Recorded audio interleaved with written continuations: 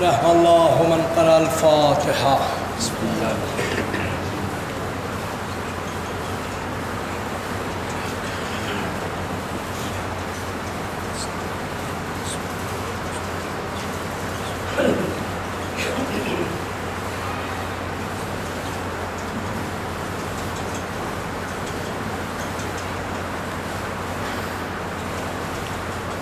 ماشاء اللہ لا حول ولا قوة الا باللہ العلی العظیم من الشیطان اللعین الرجیم. بسم اللہ الرحمن الرحیم.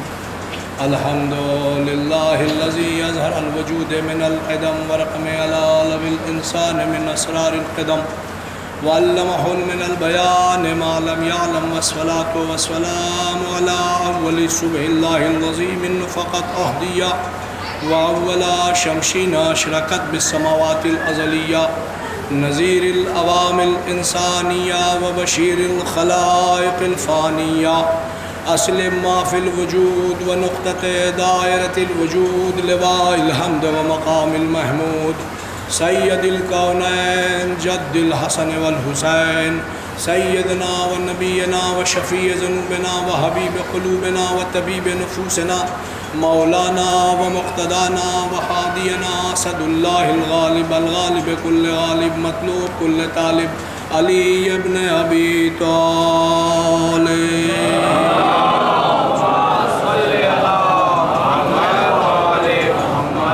اما بعد فقد قال الله قرآن الحكيم وهو اصدق الصادقين وقوله الحق. بسم الله الرحمن الرحيم. نحن نزلنا الذکر وإن له لحافظون. صلوات پڑھیے محمد.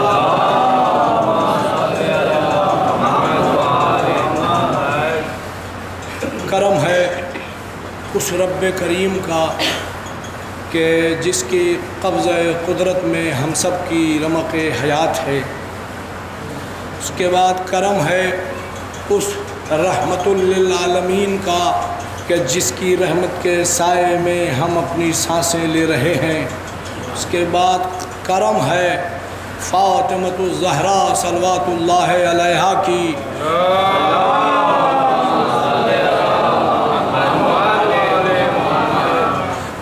کرم ہے بنت رسول الثقلین کا مادر حسنین کا فاطمۃ الزہرا کی نالین مبارک سے لپٹے ہوئے ذرات کا تصدق ہے کہ کاتب تقدیر نے ہمارے مقدر نے یا اہل بیت کی خوشی لکھی یا اہل بیت کا غم لکھا. آپ یقین مانیں کہ شیعہ کے گھر میں پیدا ہونے سے کوئی شیعہ نہیں ہوتا. ضروری ہے کہ اس کے دل میں الفت حیدر ہو. ضروری ہے کہ اس کے دل میں بابا سے مطلب ہے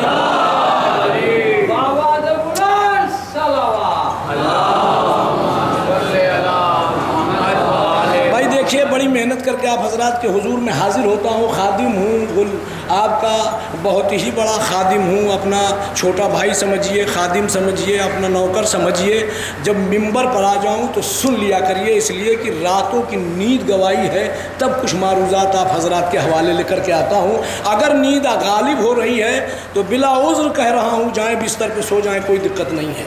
مجلس میں اگر چھپکتی ہوئی پلکیں کلیجہ نکال دیتی ہیں خطیب کا, چاہے میں پڑھوں چاہے کوئی پڑھے, عزیزان گرامی ایسا لگتا ہے کہ جیسے اپنی ساری محنت رائگاں جا رہی ہے. میں نے آپ ہی لوگوں کو سنانے کے لیے, میں ہندوستان کے کسی اور کینوس پر خطابت کرنے نہیں جاتا ہوں, آپ کے سنانے کے لیے محنت کرتا ہوں. تو اتنا حق ہے آپ کا کہ آپ آنکھیں کھول کے سنیے. مل جل کے صلوات پڑھیے محمد.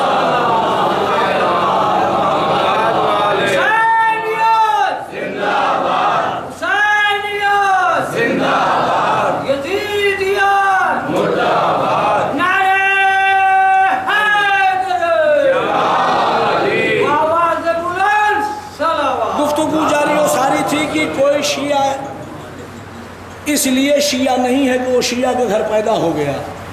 شیعہ کے دل میں اگر الفت حیدر ہے, الفت محمد وال محمد ہے, دل میں ولائے علی ہے, تب وہ شیعہ ہے. عزیزان گرامی, اور یہ جو شیعہ ہیں کائنات میں کسی سے کسی کو پریشانی ہو یا نہ ہو، دنیا ششدر ہے، حیران ہے، پریشان ہے، صرف ان کی ترقی کو دیکھ کے۔ اچھا، ان کی ترقی کو دیکھ کے حیران و پریشان کیوں ہے؟ اس لیے ہے کہ یہ کم ہونے کا نام ہی نہیں لیتے۔ توجہ کا طالب ہوں، آخر یہ کم ہوئیں گے کیسے؟ ہو ہی نہیں سکتے۔ اگر کسی عام بشر کی دعا ہوتی، کسی نبی کی دعا ہوتی، کسی اولیاء کی دعا ہوتی، تب تو مانا جا سکتا تھا کہ یہ کم ہو جاتے۔ ارے یہ فاطمۃ الزہرا کی دعا ہے، یہ فاطمۃ الزہرا کی دعا ہے۔ اور عزیزان گرامی، ان کی دعا کا اثر یہ، اچھا کوئی کیا مٹائے گا ان کو؟ 1400 برس سے بنی امیہ، بنی عباس کی طاغوتی طاقتیں میں آل سعود کے ساتھ سمٹ کے اکٹھا ہو کے کعبے کی ایک لکیر نہ مٹا سکی تو ان فقیروں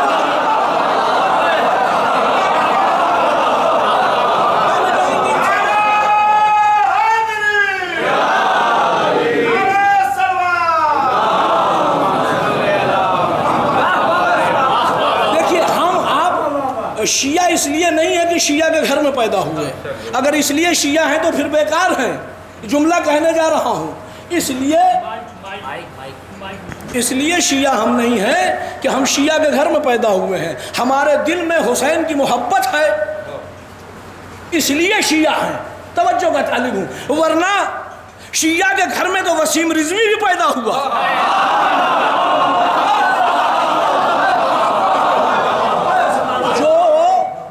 منصب کے لیے، دنیا کی قوت کے لیے، دنیا کے غصب کے لیے، دنیا کی طاقت کے لیے، دنیا کے نام کے لیے، دنیا کے نمود کے لیے وسیم تیاگی بن گیا۔ اگر حسین کی محبت ہوتی تو یقیناً قرآن کے خلاف نہ بولتا، اتنا تو ضرور فرش عزا سے سن لیتا کہ ارے یہ حسین وہ حسین ہے کہ جب 10ویں محرم سن 61 ہجری کو گلا کٹنے کے بعد قرآن کے ورق فضائے کربلا میں اڑ رہے تھے، حسین نے دیکھا کہ سب سے زیادہ توہین صرف اور صرف قرآن کی ہو رہی ہے، تو حسین نے 9 کے سینہ سے اپنی خاندان کا شجرہ نہیں پڑھا، قرآن کی آیتیں پڑھی۔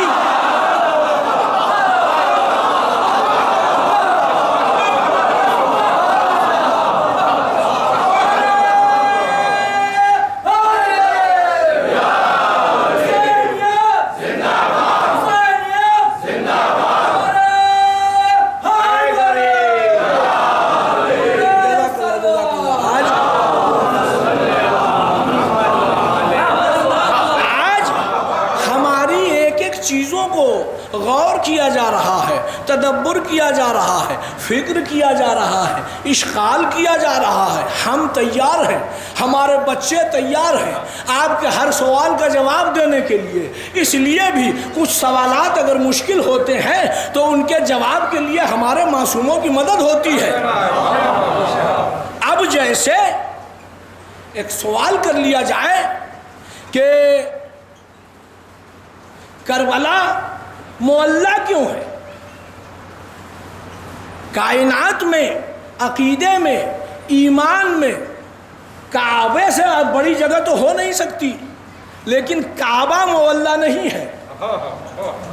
کیا کہنا مدینے کی سرزمین کا، 5 معصوم دفن ہیں، خاتم النبیین، سید المرسلین، طٰہٰ و یاسین، مزمل، مدثر، کائنات کو رحمتیں بانٹنے والا، اپنی کائنات کو اپنی رحمتوں کے سائے میں پوری دنیا کو پالنے والا، وہ کملی والا، وہ رسول وہاں دفن ہے۔ لیکن مدینے کی زمین منورہ تو ہو گئی، معلیٰ نہ ہو سکی۔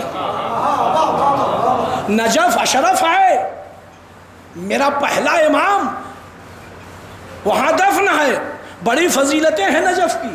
عزیزو، نجف کے معنی بلند ہیں، یہ علی کی حیات طیبہ ہے کہ جو شروع ہوئی کعبے سے، کعبہ کے معنی بلند، ختم ہوئی نجف میں، نجف کے معنی بلند۔ اب کائنات اپنے تعصب سے علی کی فضیلتیں کم کرتی رہے کرے، ہو ہی نہیں سکتی، اس لیے کہ فضیلت کا یہ وہ آفتاب تھا جو بلندی پر طلوع ہوا، بلندی پر سفر کرتا رہا اور بلندی پر ہی غروب ہو گیا۔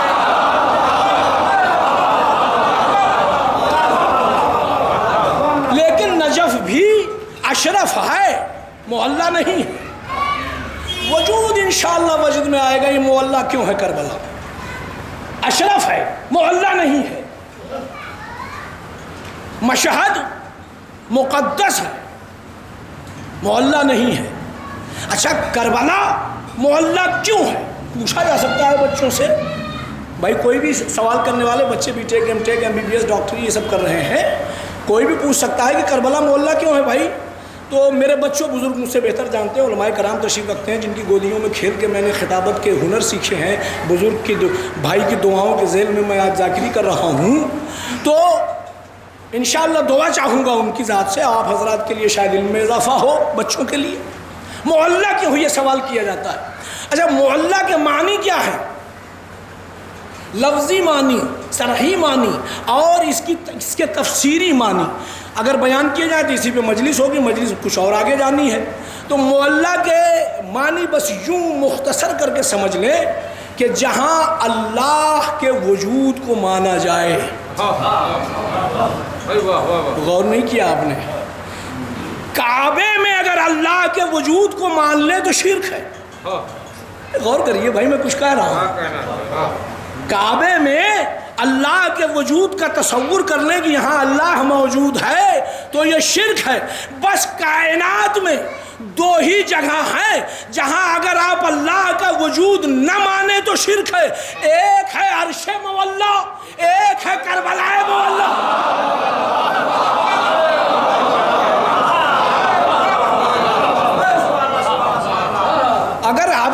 اگر ایسا نہ ہوتا، توجہ کا طالب ہوں، ایسا نہ ہوتا تو پھر نہ کعبے میں لکھا ہے، نہ مشہد میں لکھا ہے، نہ ذریعہ مولا علی پہ لکھا ہے، نہ مدینہ منورہ میں لکھا ہے کہ یہاں کی زیارت۔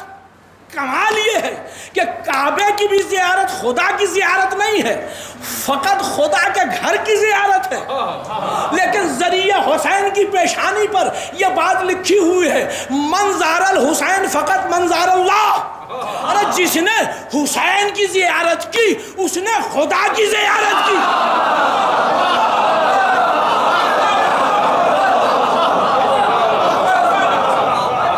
عزیزان گرامی اب تو سمجھ میں آیا کہ کربلا معلّہ کیوں ہے؟ اس لیے کہ خدا کا تصور کہیں پہ مانا ہی نہیں جا سکتا، صرف عرش معلّہ یا کربلا معلّہ۔ مل جل کے باواز بلند صلوات پڑھیں محمد۔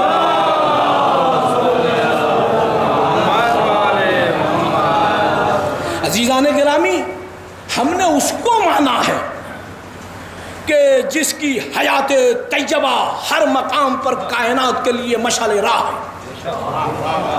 جس کی حیات کا ہر قدم معجزہ ہے، جس کی زندگی کا ایک ایک حصہ انسانیت کو بیدار کر کے اس کی فکر کو معراج تک پہنچانے کا راستہ فراہم کرتی ہے۔ میں مثال دے دوں کہ کائنات میں یہ میری اپنی فکر نہیں ہے، ڈاکٹر رابرٹ یلسن یہ لکھتا ہے کہ دنیا کے سب سے بڑے ڈاکٹر کا نام حسین ہے۔ جملے پر غور کریے عزیزان گرامی، عادت تفسیر سن کے ہی واہ واہ کرنے کی ہے تو میں سناؤں گا۔ کہتے ہیں کہ دنیا کے سب سے بڑے ڈاکٹر کا نام حسین ہے۔ وہ کینسر کا امریکہ کا سب سے بڑا ڈاکٹر ہے، ڈاکٹر رابرٹ یلسن کہتا ہے کہ اس لیے ہے، سنیے گا عزیزان گرامی، سب سے بڑے ڈاکٹر کا نام حسین ہے، کہ اس لیے حسین کائنات کا سب سے بڑا ڈاکٹر ہے کہ جس کی یاد میں، جس کی محبت میں، یہ جو میں نے نیٹ پہ وہ کہتا ہے کہ قمازنی اور زنجیر دیکھی عزیزو، ہزارواں حصہ بلڈ کا اگر ایک گروپ سے دوسرے گروپ میں جا کے مل جائے تو کائنات کی کوئی طاقت بلڈ کینسر سے بچا نہیں سکتی۔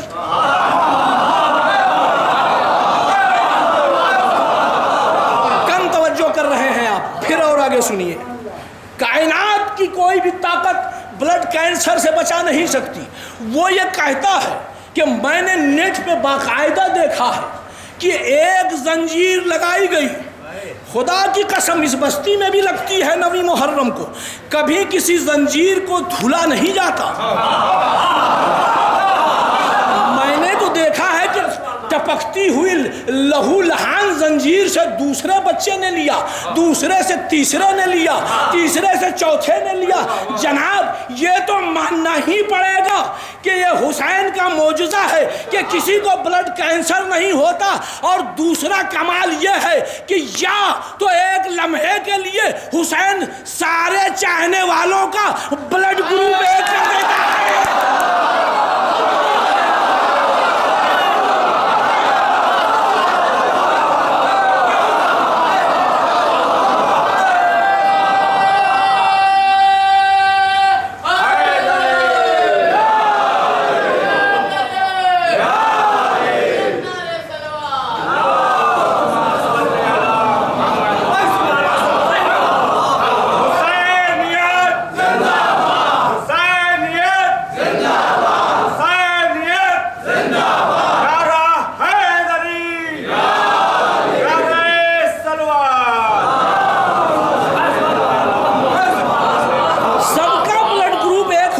دیتا ہے۔ میڈیکل سائنس یہ مان نہیں سکتی۔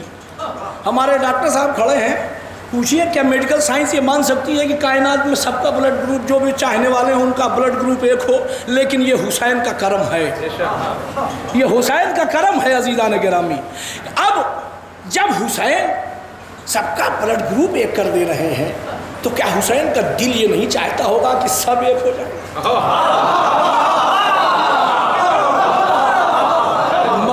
حسین تو یہی ہے نا کہ یہ منتشر مزاج، یہ بکھرے ہوئے لوگ، یہ بکھرے ہوئے خیالات، یہ بکھری ہوئی جگہوں سے آنے والے جب اکٹھا ہوتے ہیں تو اکٹھا ہونے کے بعد بھی جائیں تو سب کا ذہن ایک ہو، سب کی فکر ایک ہو، سب کا خیال ایک ہو۔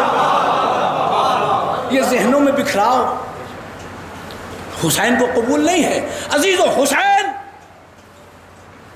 کریم ابن کریم، سخی ابن سخی، اور ایک جملہ میں اپنی طرف سے کہہ رہا ہوں، حسین صرف سخی ابن سخی نہیں ہے، حسین سخی گر ہے۔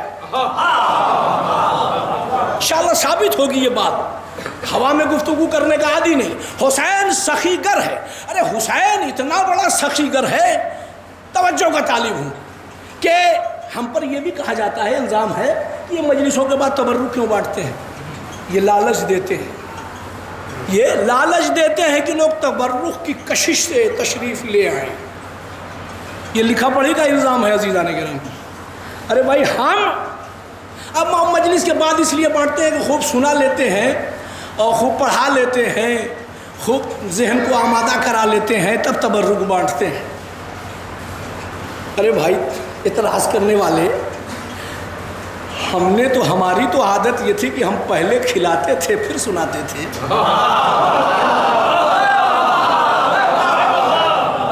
یہ عادت تو تمہیں نے خراب کی ہے کہ آئے اور کھا کے چلے گئے۔ یہ طریقہ بدلنے پہ مجبور تو تمہیں نے کیا ہے۔ اور سنو جملہ عزیزان گرامی، شاید اسی جملے پہ مجلس ہو جائے، سنو، ہم تبرک لالچ کے لیے نہیں بانٹتے۔ ارے پھر کیوں بانٹتے ہو؟ کہا ہم تبرک بعد از مجلس بانٹ کے کائنات کو بتانا چاہتے ہیں کہ کل بھی اور آج بھی حسین کے در سے کوئی خالی ہاتھ نہیں جاتا۔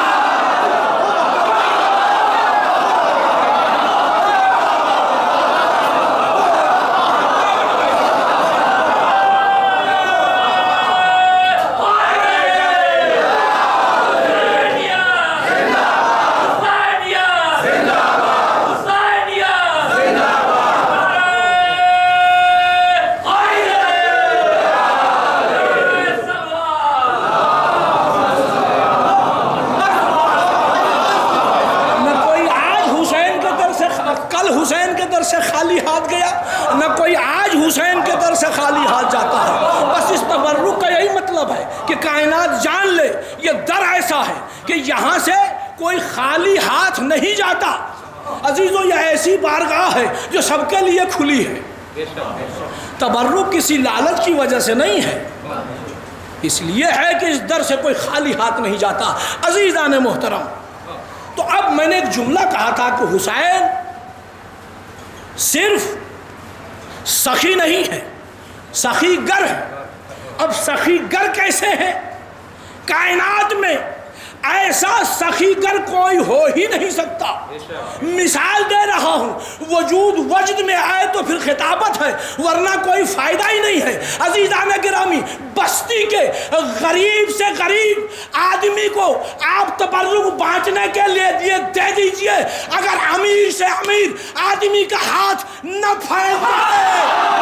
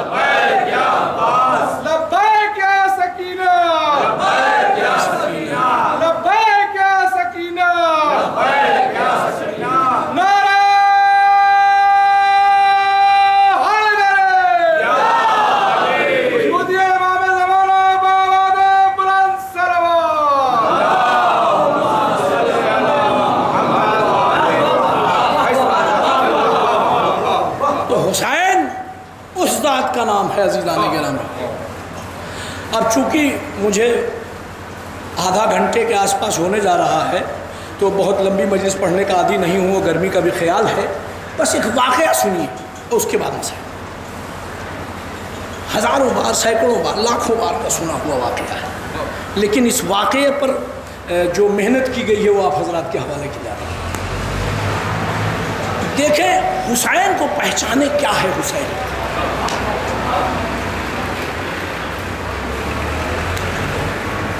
امام حسن نانا کے ساتھ مسجد نبوی میں تشریف رکھتے تھے کہ اتنے میں ایک شکاری آیا، اس کے پاس ایک ہرنی کا بچہ تھا۔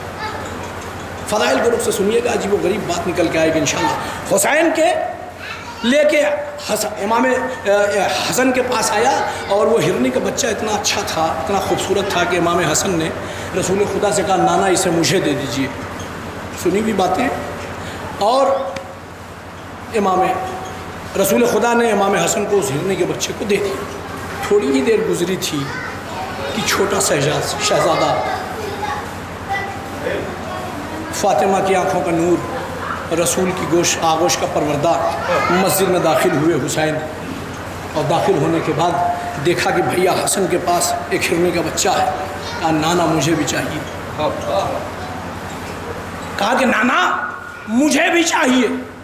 رسول خدا نے کہا اے بیٹا ایک ہی تھا، میں نے حسن کو دے دیا۔ سنی ہی بات ہے، کوئی نئی بات تو نہیں پڑھ رہا ہوں عزیزان گرامی، لیکن سنیے، کہا ایک ہی تھا میں نے حسن کو دے دیا۔ کہا نانا مجھے چاہیے۔ کہا میرے لال وہ ایک ہی بچہ لے آیا تھا، ہم نے حسن کو دے دیا۔ کہا نانا مجھے چاہیے۔ عزیزان گرامی، بس دوسری بار کہا تھا کہ مشیت الہی میں ہلچل مچی، آواز قدرت گونجی ملکوت میں۔ سنیے گا، ملکوت میں آواز گونجی، جبریل اگر ملکوں کی سیدی چاہتے ہو تو جاؤ حسین کو مناؤ۔ جبریل بے اختیار حسین کے پاس مسجد نبوی میں آئے اور حسین سے کہنے لگے، جھولا جھولانے والا، گھر کا خادم، ہر اعتبار کی کوشش کی جبریل نے کہ حسین کو منا لے۔ عزیزو، نتیجے پر وجود وجد میں آئے گا۔ یہ بچپنے میں بھی ایسے نہیں ہوتے کہ جو ضد کریں، اگر ضد کر رہے ہیں تو اس میں بھی کچھ کمال مشیت ہے۔ اب سنیے، تو جبریل آئے، جبریل نے امام حسین کو منانے کی کوشش کی۔ دیکھیے سست مت پڑیے، انشاءاللہ سنیے گا۔ کہا منانے کی کوشش کی، جب سارے حرب جبریل کے ناکام ہونے لگے تو اب جبریل نے کہا کہ حسین میرے پر، سنیے گا، میرے پروں پہ بیٹھ جاؤ، میں تمہیں ان سب مقامات کی سیر کراؤں کہ جو آپ کے نانا کو کرائی تھی۔ 4 برس کے حسین نے جبریل کو ڈانٹا، حق تھا ڈانٹنے کا۔ کہا کہ جبریل کیا تم نہیں جانتے کہ دنیا میں کوئی ایسا مقام ہے جہاں حسین نہ جانتا ہو؟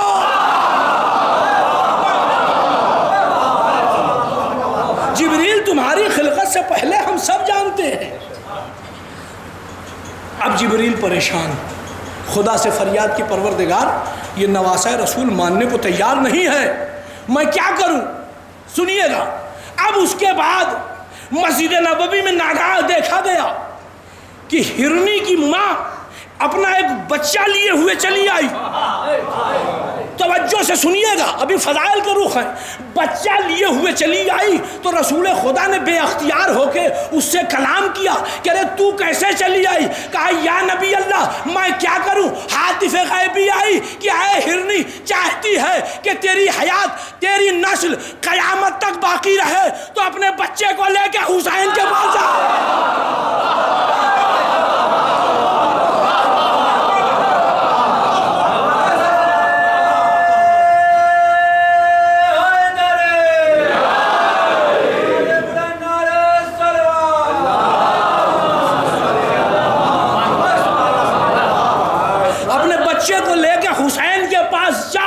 مستند بڑی بڑی عظیم المرتبت کتابوں میں اس واقعے کو لکھا ہے عزیزان گرامی۔ یہ صرف قصے نہیں ہے، کہانی نہیں ہے، ہرنی کا اپنے بچے کو لے کے آنا اور یہ کہہ کے کہ حاطف غیبی آئی مجھ پر کہ میں لے کے جاؤں تاکہ میری نسل قیامت تک باقی رہے۔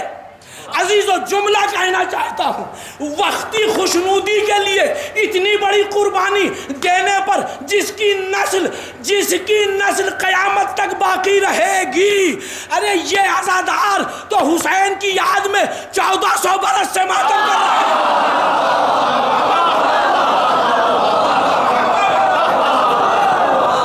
صلوات پڑھیں محمد۔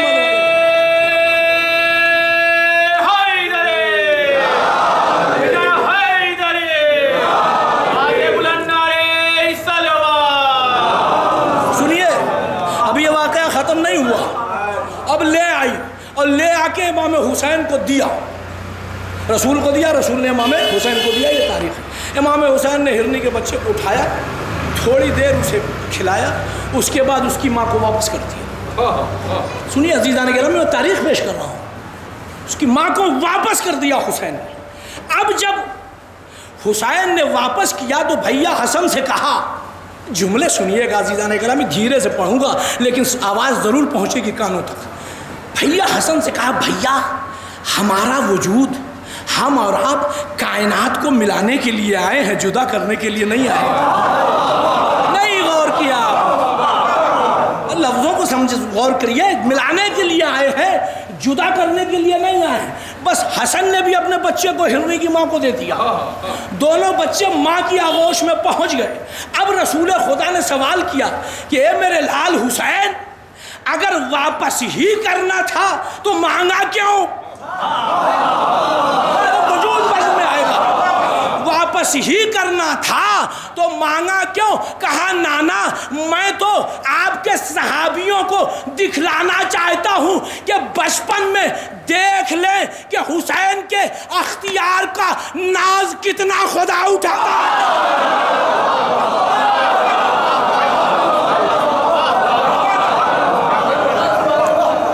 صلوات پڑھے محمد والے۔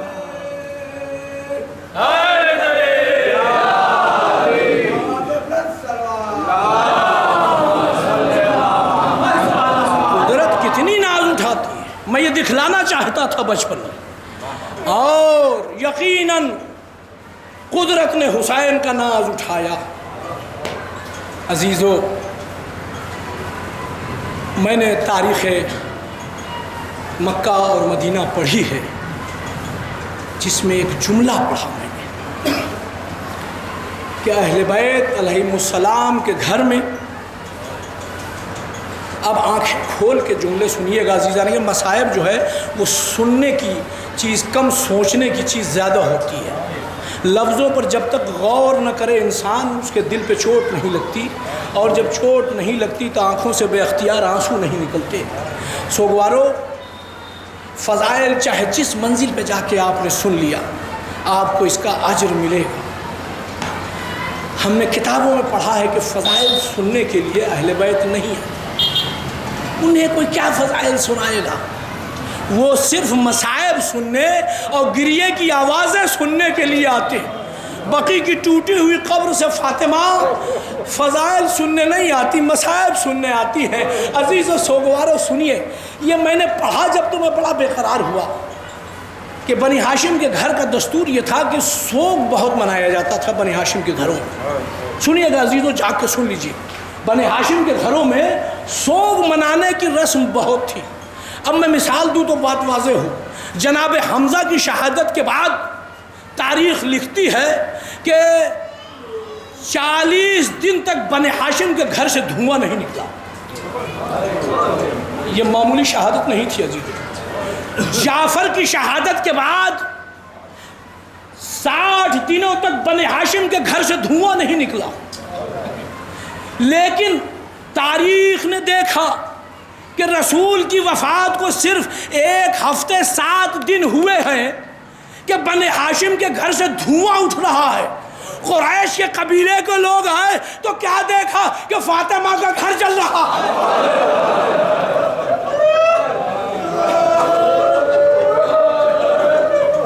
فاطمہ کا دروازہ جل رہا ہے۔ لوگوں نے سوچا تھا کہ اتنی جلدی سوگ کیسے ختم ہو گیا۔ اب جب جلتا ہوا دروازہ دیکھا تو اس کے بعد کا منظر بڑا قیامت کا ہے۔ کیا دیکھا کہ علی کے گلے میں رسی کا پھندا ڈال کے گھسیٹا جا رہا ہے۔ عزیزو، فاطمہ نے کیا کیا سنیں گے۔ فاطمہ حجرے میں گئی، رسول کا امامہ اٹھایا، اپنے سر پر رکھا، روضہ رسول کی طرف چلی۔ علی نے پوچھا کہاں جا رہی ہیں؟ کہا بد دعا کروں گی۔ کہا اے بی بی بد دعا نہ کریے گا، اے بی بی بد دعا نہ کریے گا۔ ہاں، سوگواران امام مظلوم بڑا سوگ مناتے تھے اہل بیت کے لوگ، اور آج ہم ان کا سوگ منانے کے لیے بیٹھے ہیں۔ قیامت کی تاریخیں اب شروع ہونے والی ہیں۔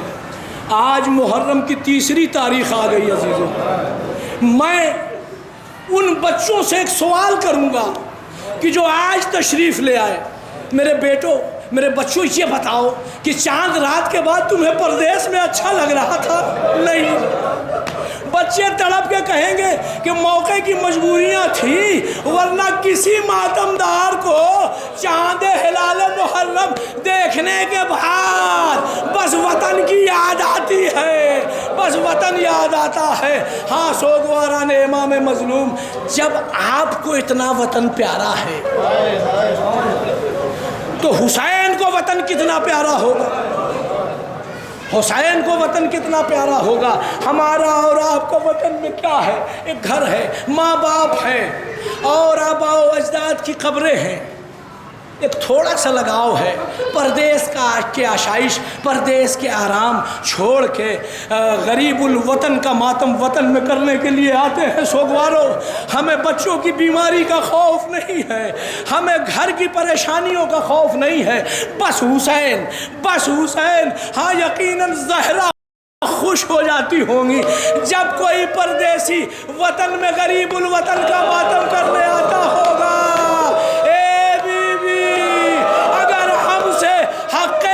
ادا نہ ہو سکے تو ہمیں معاف کریے گا۔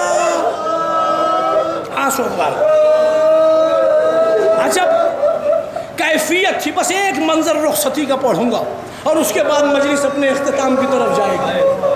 جب سارے بنو ہاشم کے لوگ کبھی فاطمہ کی قبر سے، کبھی حسن کی قبر سے رخصت ہو چکے، حد ہے کہ رسول کی قبر سے بھی حسین رخصت ہو چکے، تو روایت میں ملتا ہے کہ بالآخر، جملہ پہ پڑھنے جا رہا ہوں سوگواروں، بالآخر امام حسین نانا کی قبر پہ گئے، کہا نانا میں کربلا جا رہا ہوں، نانا جانے کا غم نہیں ہے، بس افسوس یہ ہے کہ اب واپس نہیں آؤں گا۔ نانا آپ کی مزار پر چراغ جلانے کے لیے صغرا کو لے کے آیا ہوں، میرے جانے کے بعد میری یہ بیٹی آپ کی مزار پر چراغ جلائے گی۔ یہ کہہ کے میں نے روایت پڑھی ہے عزیزو، یہ کہہ کے حسین چند قدم روضہ رسول سے بڑھے تھے کہ قبر رسول سے آواز آئی، حسین سکینہ کہاں ہے؟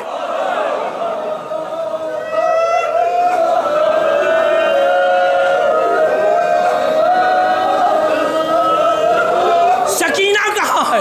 حسین سکینہ کو لے کے قبر رسول پر آئے، سکینہ نے دونوں ہاتھ رکھے، کہا نانا اگر میں وعدہ کرتی ہوں اگر میں لوٹ کے آئی تو صغرا کی تنہائی دور کر دوں گی۔ بھئی یہ سننا تھا کہ حسین نے سکینہ کو کلیجے سے لگایا، اے میرے لال یہ وعدہ نہ کرو، ہائے سکینہ۔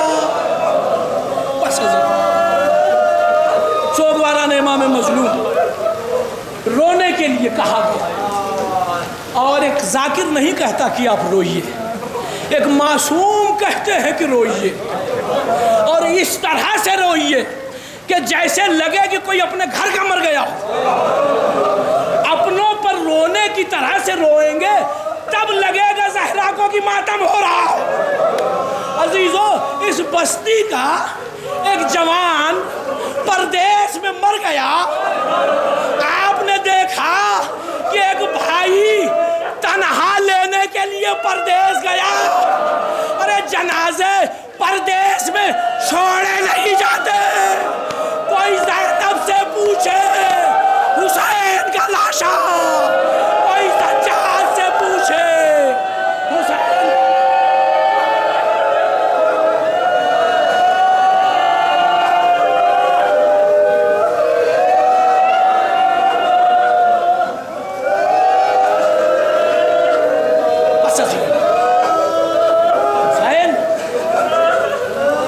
حسین رخصت کے لیے آئے، بس مصائب کے آخری فکرے، اپنوں کی طرح روئیے۔ یہ میں نہیں کہہ رہا ہوں، معصوم کہہ رہے ہیں، معصوم کا زمانہ ہے، معصوم مصائب کربلا پڑھ رہے ہیں کہ انہوں نے دیکھا کہ ایک صحابی رو رہا ہے، لیکن معصوم کو لگا کہ اس طرح نہیں رو رہا ہے جس طرح رونا چاہیے، تو کہا ابن منظر میں شہید کربلا کے مصائب پڑھ رہا ہوں اور تو رو نہیں رہا ہے۔ وہ کانپتا ہوا اٹھ کے کھڑا ہوا، آقا یہ رومال دیکھیے آنسوؤں سے تر ہے، کہا کہ اے صحابی اس طرح سے نہ رو، ایسے رو کہ جیسے تیرا جوان مر گیا،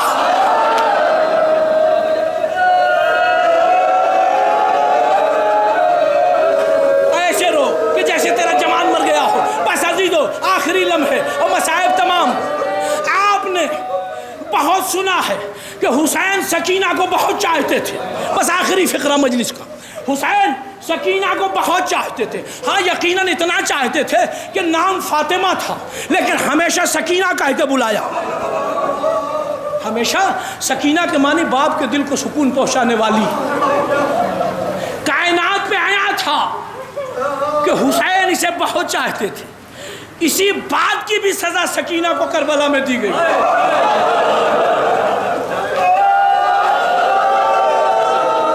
کہ جتنے تماچے اس بچی کو لگائے جائیں گے حسین کی روح تڑپے گی۔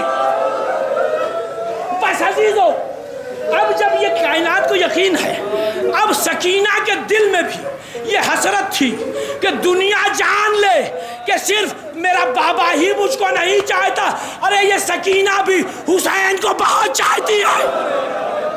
مصائب کا آخری فقرہ، چاہتی ہے کیسے پتہ چلے عزیزو، راوی راوی بیان کرتا ہے کہ سکینہ صبح عاشور جب غش کے عالم میں آئی ہیں تو ایک ایک کے جنازے آئے، بیویوں نے ماتم کیا سکینہ غش کے عالم میں، ایک ایک کے جنازے آئے سکینہ غش کے عالم میں کہ ناگاہ زمین کربلا ہلی، میں لفظوں میں مصائب پڑھ رہا ہوں، ناگاہ زمین کربلا ہلی، سکینہ مسلح سے اٹھی، اب جو مقتل کی طرف چلی تو کیا دیکھا کہ گھوڑے دوڑ رہے ہیں، گھوڑے دوڑ رہے ہیں، کوئی نیزہ مار رہا ہے، کوئی برچھی مار رہا ہے، کوئی سنا مار رہا ہے۔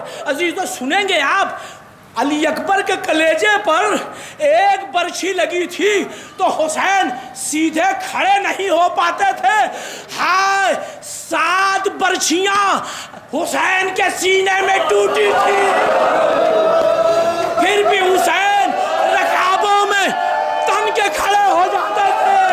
اے بھیا عباس، حسین کی جنگ دیکھو، اے بیٹا علی اکبر، حسین کی جنگ دیکھو، یہ بچی باپ کے سرہانے کیسے پہنچی یہ نہیں بتا سکتا، بس اتنا ظالم سے پوچھا کہ ظالم تو رسول کی امت کا ہے؟ تو کہا کہ ہاں، تو کہا رسول کی امت میں ذبیحے کو ذبح کرنے سے پہلے پانی پلایا جاتا ہے، تو نے بابا کو پانی پلایا کہ نہیں پلایا؟ سکینہ کو تماچے مارے، اے بابا، سکینہ مجبور لاش سے لپٹ گئی۔